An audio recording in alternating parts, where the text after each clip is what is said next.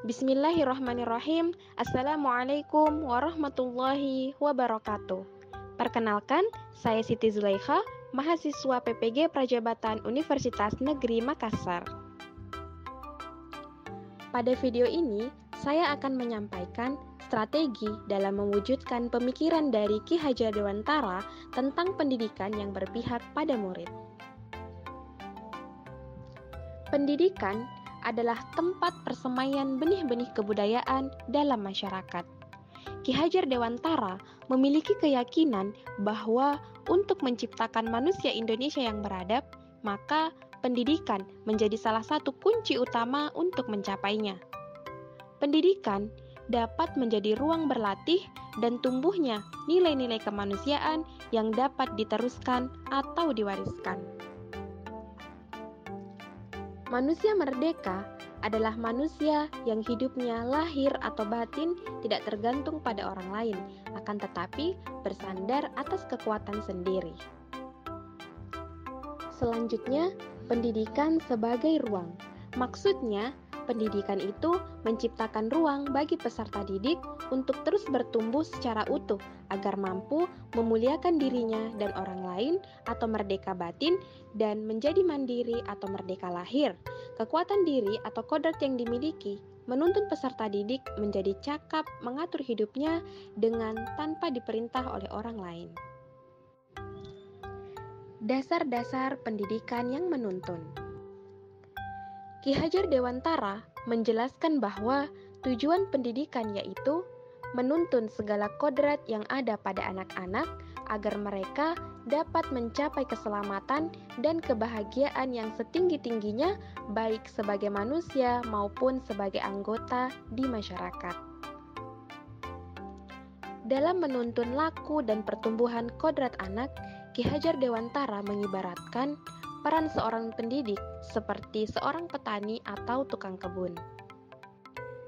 Selanjutnya, pendidikan itu harus disesuaikan dengan kodrat alam dan kodrat zaman.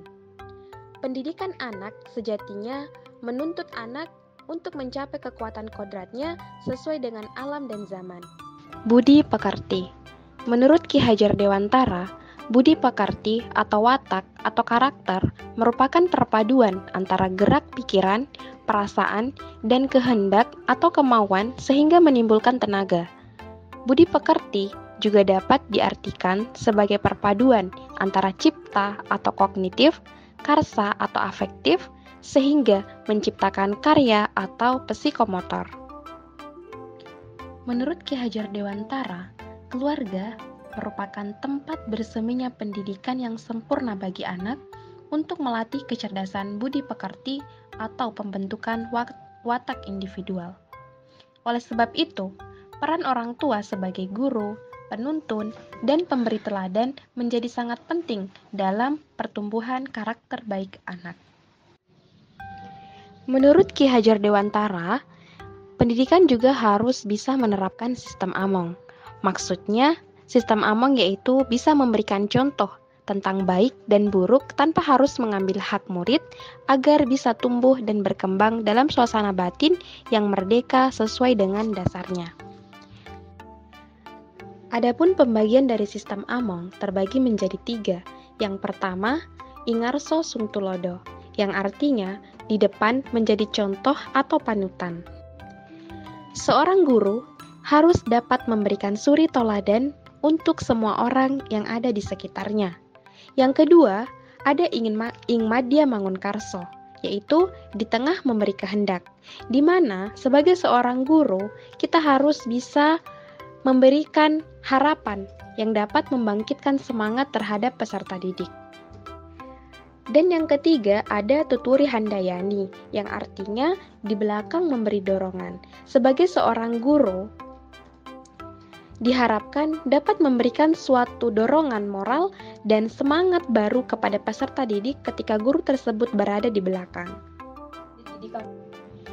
Jadi, pendidikan yang berpihak pada murid adalah pendidikan yang pembelajarannya disesuaikan dengan kondisi sosial dan budaya daerah peserta didik, serta disesuaikan dengan kodrat alam dan kodrat zamannya. Nah, Strategi dalam mewujudkan pemikiran Ki Hajar Dewantara tersebut yakni: yang pertama, berusaha untuk melaksanakan pendidikan yang bersifat menyeluruh tanpa membedakan latar belakang peserta didik. Yang kedua, melaksanakan pendidikan yang komprehensif meliputi aspek kognitif, afektif, dan psikomotorik. Yang ketiga, melaksanakan pendidikan yang sesuai dengan kodrat alam dan zaman. Dan yang keempat, melaksanakan pendidikan sesuai dengan tahapan perkembangan dari peserta didik. Dan untuk mewujudkan semua itu, sebagai seorang guru, kita harus mengetahui peran dari seorang guru. Yang pertama, menemani proses belajar dari peserta didik. Yang kedua, mendampingi tumbuhnya kecerdasan pikiran. Yang ketiga, membantu murid menemukan budi pekerti atau watak baiknya. Dan yang keempat, mengendalikan dan memperbaiki watak yang kurang baik yang ada pada peserta didik.